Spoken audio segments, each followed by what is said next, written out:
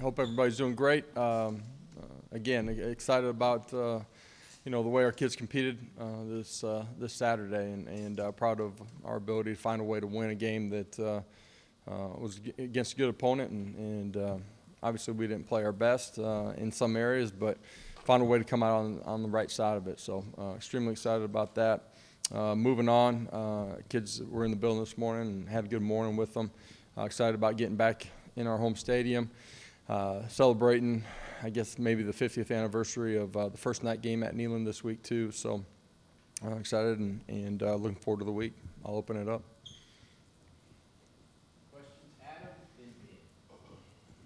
You said you didn't play your best. How do you communicate that, especially on offense, to the guys that you did win a game, you did do some things in clutch situations, but didn't play your best? Well, and this game's never going to be perfect either. And I said that after the game, said it to the players, and I do all the time. There's things that we can control that we can be better, and offensively the way we started, really in all three phases of the football game, the way we started. The third quarter, just offensively and special teams, being more dialed in, and that's coaches and players together. And I am proud of the way that we finished and competed. The second quarter, has been something that we've placed an emphasis on just in our offseason and training camp. It was good to see us, respond and play the second quarter the way that we're capable of and come out on the right side of the scoreboard during that quarter. So there's a lot of positives, but there's things, and it's always going to be true throughout the course of the season, that, man, we got to continue to find a way to get better. And the simple things that we control in all three phases of the game, how do we continue to get better to control those in a better way? You said that you felt good after the opener, despite not having a sack on the stat sheet. But then this past weekend, the numbers speak for themselves. Were they doing the same things and just having more results, or was there something that you saw in terms of a difference in them? A lot of the same things that we didn't have the same type of results. I do think they impacted the game in week 1 too. But the havoc numbers from the defensive line and our pressures, from the second and third levels. Showed up. There's some things in coverage that we can tighten down and be better and more disciplined in that are going to force the quarterback to potentially hold on to the ball a little bit longer. In particular, in the first quarter, I thought that showed up. But the relentlessness, the energy, the strain from our defensive guys that were, applying pressure to the quarterback was really strong all 4 quarters. I think that trumped out and won late in the football game too. Was pleased with a lot of what we did up front. Josh, 2 things I'll ask them separate. First, going back and looking at the tape, what was your breakdown on that punt block? Is it the punt release? Was it a protection? What did you see there? Combination of coaches and players together being on the same page and being better in that situation. And then it looked like you had 3 guys really take a majority of the snaps and at wide receiver in the game. Was that something that it just played out that way, or did you plan it because maybe some other guys have some work to do there? No, just the way the game played out. Dan, and then we'll go to the back. Coach, after the game on Saturday, you said that you didn't think when you first got here the group would have been ready to win a game like Saturday's. What's been the biggest differences between then and now, and in your opinion, what have been the most important changes? We weren't ready. We weren't ready in the beginning of last year either. I thought we grew throughout the course of the season. We're different now than we were at the end of last year too. It's the accountability that we have inside of our program, doing the right things, and that's in every area of your life. It shows up in how you play. The mental toughness, physical toughness, and the ability to strain when things aren't going your way. Being relentless and playing together in all phases of the game. It's just the growth of individuals and the growth of our units together. All of that adds up to us having the ability to fight and win a game in overtime like we played. Coach, what has made Brew McCoy so effective so quickly? He cares. I think that's the number one thing. He's in the building from the moment that he stepped, here inside of Knoxville. He's been in our building. He's constantly working to get better and understanding, who he is a player, what we do offensively, how to play efficiently with our communication system, how to get lined up and attack defenses.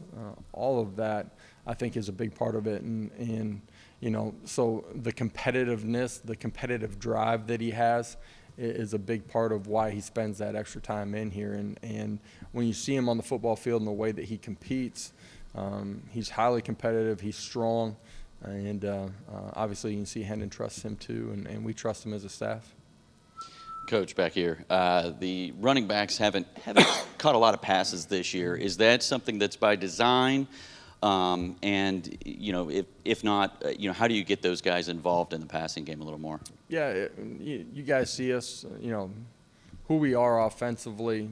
We have an identity, right? But then as we face different defenses and how we want to attack them, different players get involved in the pass game, and those guys do a good job in protection. They do a good job running the football. We got to be better in ball security. Those guys catching the football out of the backfield is something that they're capable of doing. And as we go out throughout the course of the season, you'll see that show up. So last week, tons of upsets in college football. How do you keep this team locked in and not looking beyond Akron this week? Yeah, the challenge every week is really us, and we talk about that every week. Talked about it this morning too. Our players got to buy into it. I didn't think a couple of the practices last week were our best. It showed up in the way that we played at times during the course of the football game. Our preparation's got to be consistent. Your process of how you approach and get to game day is what takes you to game day to play your best football. And if you ever deviate from that plan and change it, you're setting yourself up for failure. We talked about that in the team meeting today. And college football has always been this way, but certainly this past weekend and the first weekend you see it, right? Like everybody's got 85 and they got good coaching staff, so you better prepare and be ready to compete in a really good way. Your competitiveness cannot deviate from week to week. Coach, a couple things. With Mincy at left tackle, looks like he went the whole way. Was there a plan to rotate, or is that sort of his job moving forward? Just the way the game unfolded, this week, and believe in JJ, and he'll have opportunities and will be a big part of what we do offensively. You talked a little bit about Beasley after the game. Just is anything? He looks like a much improved player. Is anything that he's done surprise you guys? I just, having a full off season with us physically just changed his body. He's got a much better understanding. His eyes are in the right spot, so his keys at that position are taking him to the right gap to make the plays. He trusts what he's seeing, and so when a puller happens, whatever it might be, his keys, man, you're seeing him play extremely fast once he identifies it, and you put all of those things together. That's why he's showing up the way that he did. The interception off the tip by Trey in the back. He's screaming downhill and applying pressure to the quarterback. He showed up a bunch during the course of the ball game. Coach, you and Coach Golish both had talked about Jalen Hyatt, his improved dedication, work ethic, et cetera, all during fall camp. He goes out Saturday and has 11 catches, more than half he had all last year. What kind of an advertisement is that within your program for kids doing the right thing and it showing up on the field? Huge symbol of the things that we talk about paying off. And you guys heard me talk about Theo Jackson a lot last year and how mature he was and how he competed, and it resulted in the way that he played. Jalen, in the back third of last year and certainly this entire offseason, just a different individual in the way that he approaches every day in his process to getting himself to be ready to play during the course of a game week and all offseason. Like those examples go a lot further than me just talking about something inside of the team meeting room, and everybody inside of our program talking about our players can see the difference in that guy, and you guys, when you see him walking down the hallway, can see a difference in him too. Coach, you talked last week going into the game about the need to stay on track in terms of not falling behind the sticks on third down. Yeah. When you watched the tape, what was happening on early downs to get you guys behind the sticks? Was it something they did, your execution? When you watched the tape, what did you see first and second half? Early in the football game was simple execution, a lot of that being pitch and catch. A couple of penalties that got us behind the chains. And, one thing – in some of those drives, one thing led to another that put us in third and long situations, and the dominoes can't fall that way when you're playing a really good opponent, and to have the success that you need to and want to have. So there's some things that we can control. Pitt's a really good defense too. Normal downs they are, and certainly on third down too. Josh, with as much experience as Hendon has, I guess, playing the game the past several years at the college level, when he has a start the way that he did in that Pitt game, maybe just a little bit off on some throws he normally makes, is there anything you have to really say to a guy like that, or do you just sort of trust him to get it corrected? No, Coach Halsey talked to him a little bit about his feet and his mechanics, just a little bit, really just his feet, getting himself in a better position rhythmically. I think it's great that we came out on top in this football game, and we experienced some of those things during the course of the game that can help us as we go through this season. That's individually for Hendon. It's for any of our wideouts. It's for us as an offensive unit, our entire football team. Continuing to compete and find a way to make a play at the end. And there were a bunch of plays that Hendon made once he got into a better rhythm, into the flow of the football game.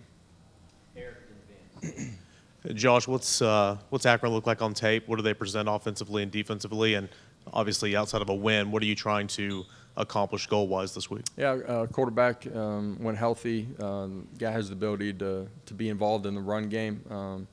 Some of that's by design. Some of that's just on drop back, him scrambling. We got to do a good job of applying pressure, but containing him. We got to do a better job out on the outside, being more consistent and winning one-on-ones. And I'm talking about defensively. Offensively, multiple front and coverages, and only being 2 weeks into their scheme, both offensively and defensively from them, there's going to be something different that shows up on tape, and as they continue to grow inside of what they're doing, as their personnel gets more comfortable in their system. So we got to be able to adjust to what we see on Saturday too. Josh, you guys were able to get a lot of pressure on the quarterback this past week, this past Saturday. How did that break down to your pleasing in terms of getting pressure from the front versus sending blitzes? Yeah, I thought with just our front four, there were times that we did a great job. Tyler Barron's strip sack at the end of the half. Obviously, Trey with pressure at the end of the football game. It was a combination of both of those things. And as the game went on, I thought the coverage on the back end forced them to hold it for another count. Early in the football game, we're a step short of being able to hit the quarterback. I thought the combination of what we were doing was really good. I thought Coach Banks and our defensive staff did a great job in game planning, in preparation, had our guys ready to go compete.